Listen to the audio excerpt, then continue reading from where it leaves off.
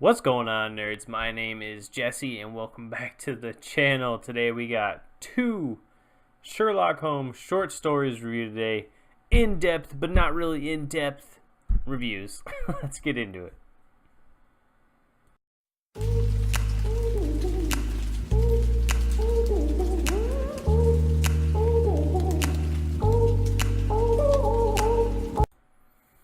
Alright, guys. I'm ready.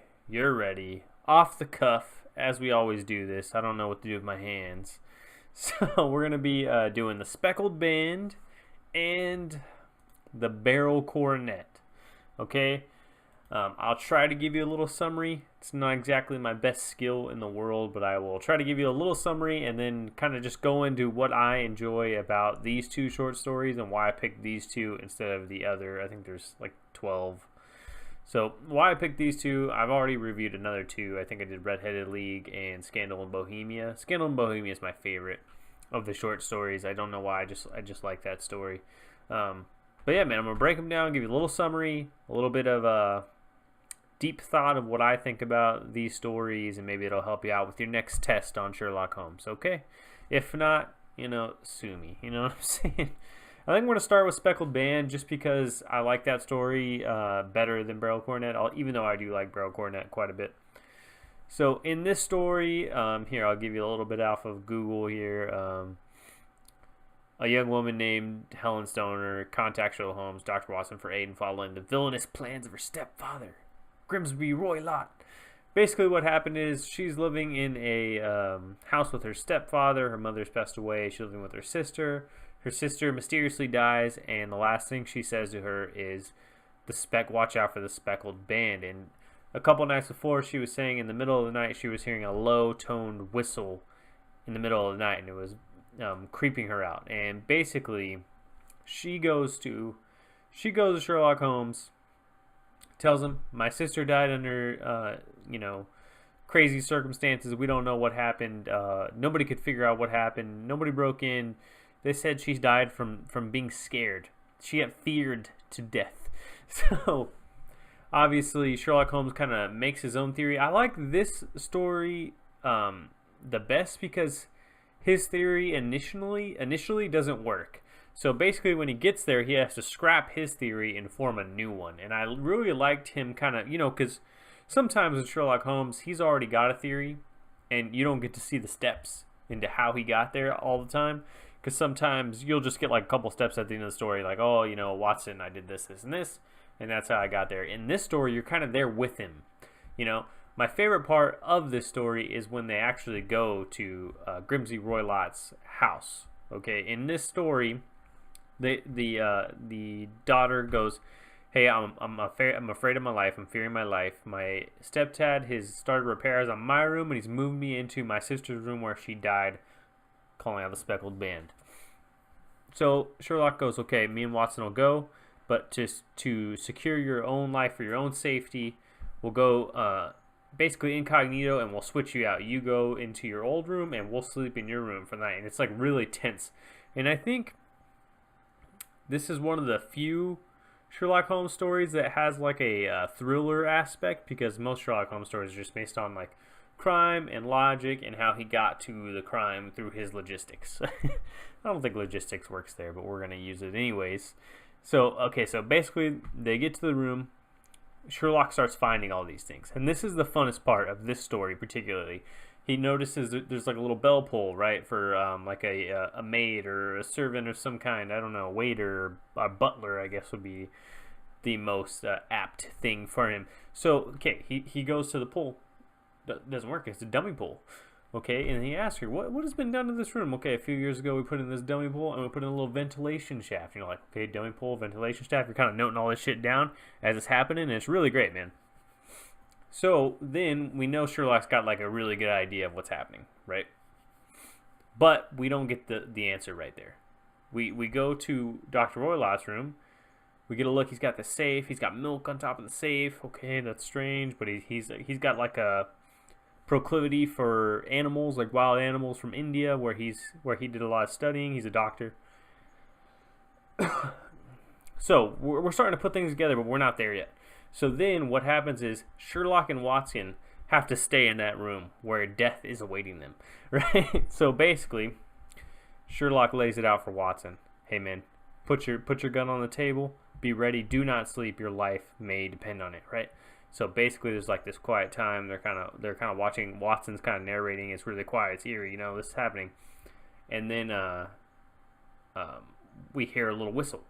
And then when you hear the whistle, Sherlock strikes a match and he goes, "Do you see it, Watson? Do you see it?" And he's beating it with his little cane thing, and it's just like, it's like a thrilling moment. Probably the most thrilling moment I've ever had in a Sherlock Holmes story. I really, really enjoy that part. And then basically what happens is they go back to Dr. Grimsley Roylott's room. They find him. He's basically scared stiff, right? Same as the sister.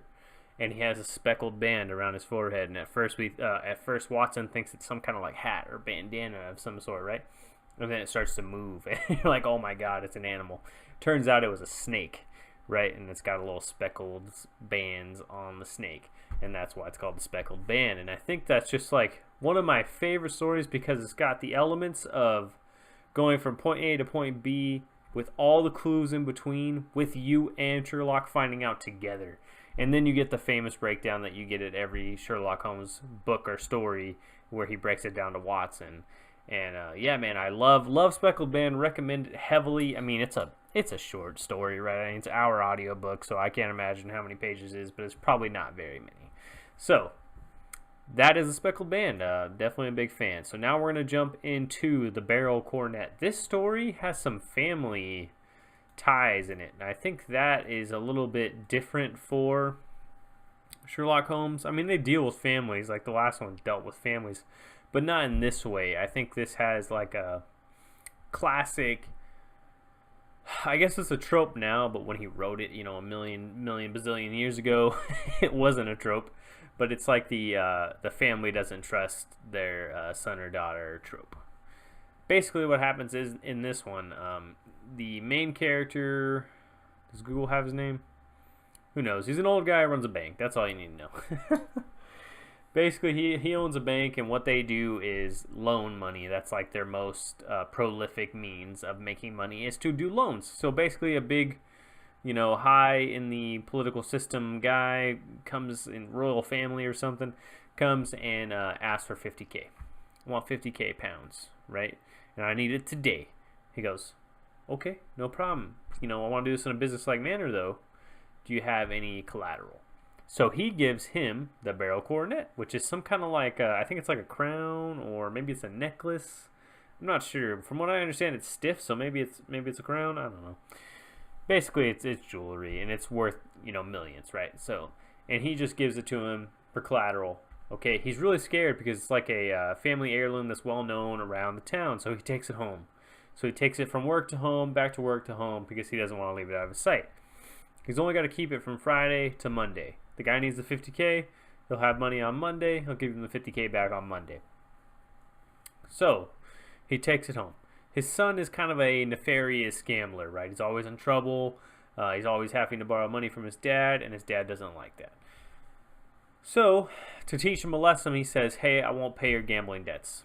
I'm not going to pay your gambling debts. He says, Father, I really need you to pay my gambling debts so I can save face and have my honor, right? So that's basically what happens. He also has a sister, but it's not his real sister to blood. But they have like a little incestuous relationship where I think it's one-sided. Like he loves her, but she doesn't love him. Whatever, yada yada, right? Okay, so in the middle of the night, he wakes up to find his son with the Beryl Coronet in his hands.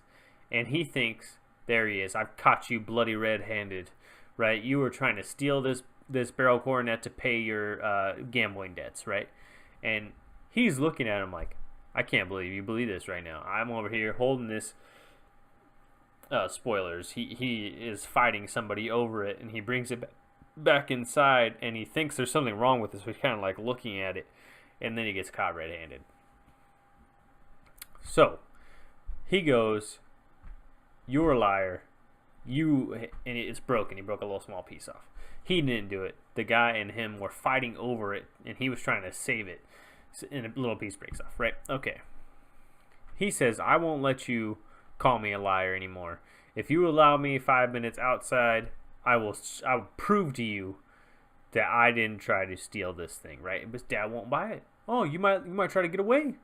You might hide it, right? And I'm like, dude, this is a real dick move, right? I mean, you get this feeling like he didn't do anything wrong. You got a real good feeling about it, right? Because the way he's handling himself, it's like, I'm not going to deal with you calling me a liar, right? It's understandable. Stop calling me a liar. You know what I'm saying? So basically what happens is the banker goes to Sherlock Holmes. Look, man, my son broke my Beryl coronet and I need the other piece. Can you help me find the other piece? Because that's what Sherlock Holmes does, right? He helps people with their problems. And his problem is the Beryl coronet broke off. I can't find it. Can you help me find it? Okay, no problem. Sherlock comes in. He's inspecting it. You get this feeling that he's uncovering more than what the banker wanted him to uncover. So he starts leading him down the way. Question him, do you think you could break that Beryl coronet by yourself? He goes, I wouldn't dare try it. He goes, fine, I will. So Sherlock goes, and Sherlock's a strong man, right? In the previous story, he bends a poker for the fireplace. He bends it back straight because the other guy bent it. So he gives it all his might. He can't break it. He goes, you think your son can break this? You think his grip's firmer than mine? And don't you think when it did break, it would make a gunshot noise? You don't think you would have woke up during that?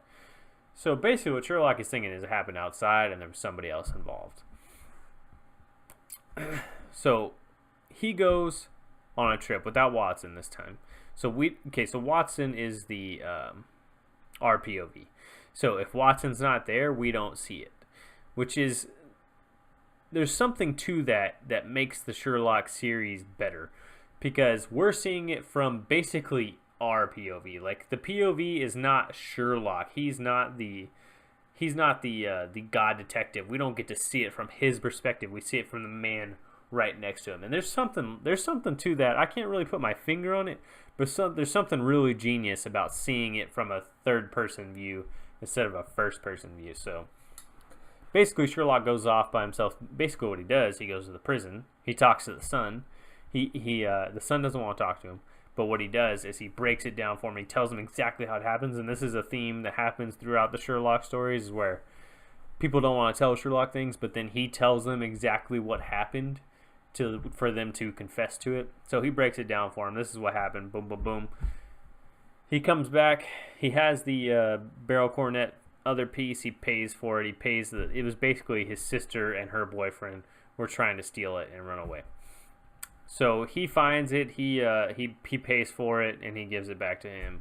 And then the dad is terrified and feels like he needs to go apologize to his son.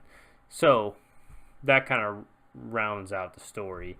I really like this one. This is definitely one of my favorites, without a doubt. I like having the father-son, because a lot of guys have daddy problems. You know what I'm saying? And this is a great daddy issue story. Not me personally. I love my pops. Pops is the fucking man.